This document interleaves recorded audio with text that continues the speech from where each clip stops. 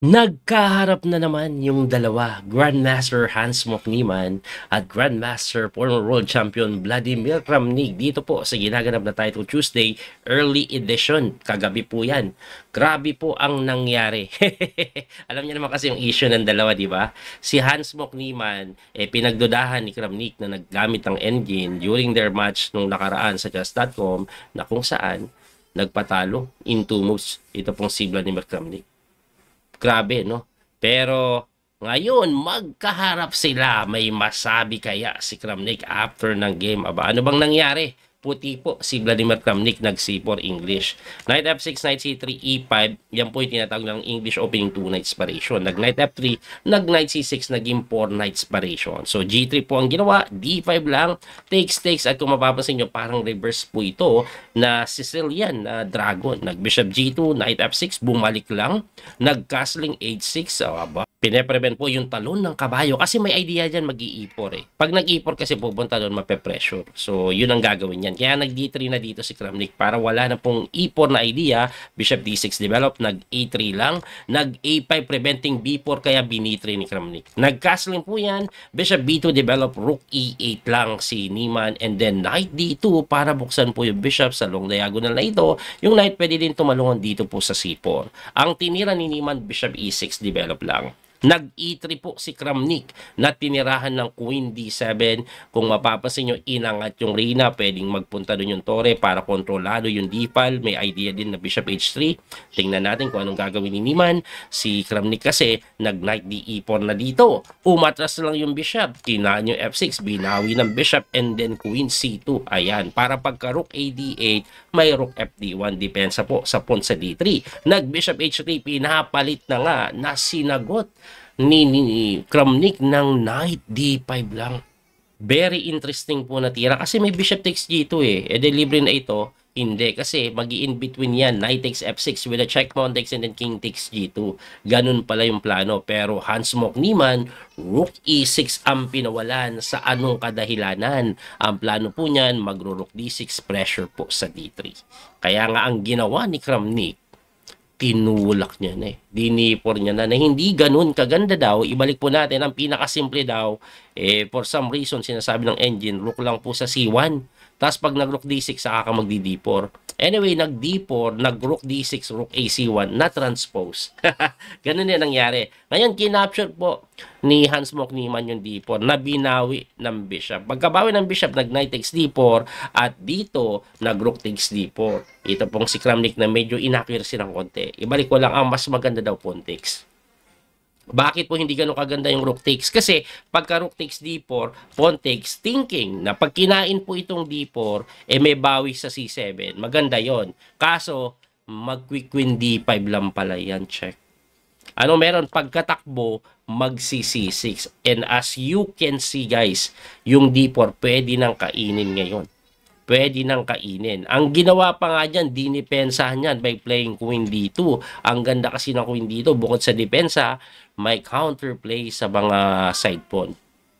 Kaya nag-king move muna si Hans Mokniman and after king move, nag-Queen C3 si Vladimir Kramnik na binibigay pa rin po yung pawn. Ayan, yung D4 kasi may kain pa rin sa A5. Kaya nag-Rook E8 na lang eh.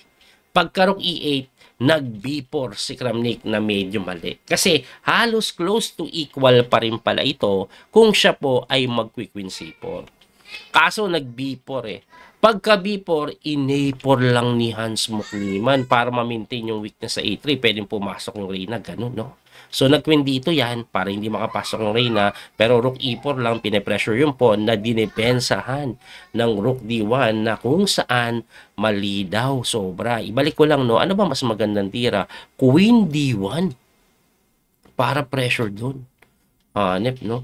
Yung Rook D1 kasi sinagot ng Queen B3 at mamumblema ka paano didepensahan yung A3. Kaya nga po napa-Rook or Queen C1 yan to defend the A3 kaso Rook lang sa E2. Dalawa po yung tema niya. Gusto niya pong pumunta dito, pressure doon. Gusto niya din pumunta dito, pressure dito. Ganyan yung nangyayari. Kaya ito daw po ay talagang lamang na for the side of black.